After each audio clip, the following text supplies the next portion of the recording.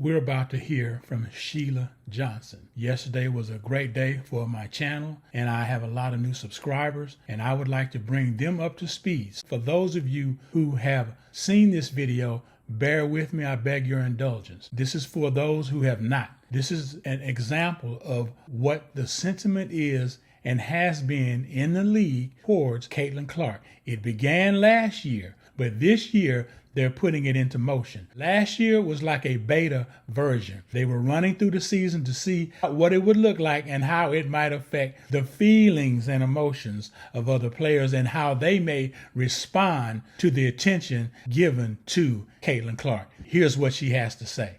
It has taken the WNBA almost 28 years to get to the point where we are now. And this year, something clicked with the WNBA, and it's because of the draft of the players that came in. It's just not Caitlin Clark, it's Reese. We have so much talent out there that has been unrecognized, and I don't think we can just pin it on one player. I want you to notice how Sheila Johnson cannot bring herself to say it was because of Caitlin Clark and the draft class. She can't bring herself to say this. There are #1 draft picks in every class every year. Each team, namely the weakest team in the league or who won the draft, who won the lottery, gets the #1 pick. And in their perception, or what they perceive to be the #1 pick, is the best player in that draft. Keep that in mind. Miss Johnson, Sister Johnson, cannot bring herself to give Caitlin Clark credit just for being the #1 pick. She has to inject the R word in order to make her point. And this is what Kathy Englbert's greatest fear is as she tries to navigate through this 2025 season while pandering to the feelings and emotions of so-called grown women of color. There has been, this phrase has been couched, hasn't it? The Caitlin Clark effect. Why do you think that has been the case? Well, I want to be very diplomatic about this. It's just the structure of the way media plays out race. I'm going to be very honest. I feel really bad because I've seen so many players of color that are equally as talented, and they never got the recognition that they should have. And I think right now it is time for that to happen. Sheila Johnson, Washington Mystics owner Sheila Johnson, is trying to put 28 years of what she believes as a lack of attention on the WNBA on the #1 pick of the 2024 draft class, namely Caitlin Clark. She's putting all of this. Caitlin Clark didn't have nothing to do with whatever happened 28 years before she was drafted. Absolutely nothing to do, but Sister Johnson is going to put all of this on the shoulders of Caitlin Clark. So all of the recognition that she's receiving, all of the accolades because of the work that she has put in to get to where she is today, she's just going to wipe all of that away because she's worried about pandering to the feelings of so-called women of color that have been marginalized and overlooked and did not get the attention that Caitlin Clark has got. So last night we read Time magazine where Caitlin Clark was named Athlete of the Year. Why couldn't they have put the whole WNBA on that cover and said the WNBA is the league of the year because of all the talent that we have? I'll answer that for you, Sister Johnson. Because they wanted Caitlin Clark on the cover. They didn't want the entire WNBA on the cover. That was a business decision. Imagine if Time magazine came into your office and told you how to run your team. What would you have said about that? What connotations might you have thrown or hurled at them for walking in your office with the audacity and unmitigated gall to tell you how to run your organization? What would you have said? Because when you just keep singling out one player, it creates hard feelings. And so now you're starting to hear stories of racism. Did you hear her? Did you hear Sister Johnson saying she was worried about the feelings? Now, this is when you know who you're dealing with. She's worried about the feelings of women of color. Not all necessarily all players in the league, allegedly, but women of color.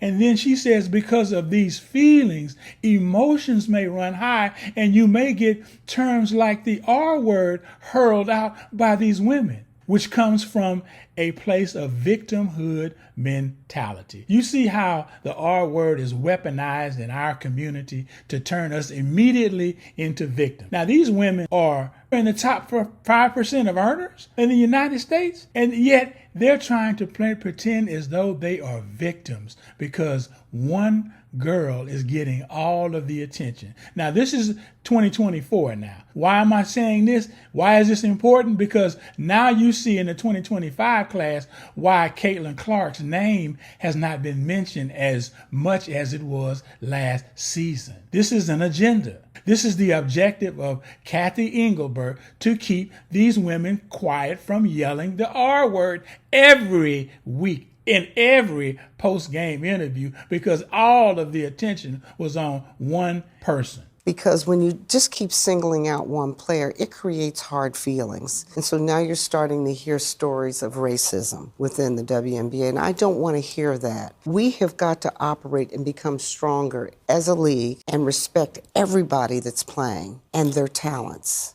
Respect everyone in the league, not just one player, but everyone. Not just one team, but all teams and all players in the league, because the league has such a wealth of talent. Now, this is no secret. I think people was aware of the players that were talented in the league. It was just a matter of, is that what they wanted to see? It's not Caitlin Clark's fault that she has attracted such an audience that it garners the attention of businesses. This is how business works. When you have an audience of this magnitude, you garner their attention. It's just like the media. The media is going to try to produce a story that will gain the most views, that will get the most eyes on that situation. So in the midst of commercials, because you know that's how advertisers jump in and use their dollars to take advantage of the eyes that are listening to that story. This goes hand in hand. There's nothing new about anything that's going on. The only problem is you have people that are in their feeling. And the moment they get in their feelings, the first thing they turn to is the R word. And this is the greatest fear of Commissioner Englbert, that she would have to deal with every post-game interview if she doesn't keep these women quiet. So the way she's keeping these women quiet is to keep Caitlin Clark on the DL. Keeping not that kind of DL, but keeping her on the down low. The fever has been hovering around 500 for a minute now. I've mentioned this in other videos. They're not going to let them blow up, because if the Fever blow up and go on a 10-game win streak, who do you think is going? What team do you think is going to get all the attention? And then we're back to 2024 again. And you, just like Sister Johnson said, we don't want any hard feelings and mentions of the R word to this conversation. She brought that up. No one else brought that up but her. She brought up the R word. No one else was mentioning the R word, just like in Game Bridge and versus the Sky, first game of the season. Someone brought up the R word out of nowhere. They manufactured a fan who said a comment that never happened. Can you imagine that? In my opinion, they were trying to get the All-Star game moved out of Game Bridge because Indiana Fever and all of the attention that it would garner towards that one player. This is childish, if you ask me, and so immature, but this is what and who we are dealing with. That's all I have for you right now. Again, for those of you who just subscribed to my channel, I'm bringing you up to speed on numerous other videos I did that you may want to go watch in your own time and catch up on. But I was kind of giving you a Cliff Note version of about 4 or 5 videos or 6 that I had made previously. You all have a blessed day. I'm out.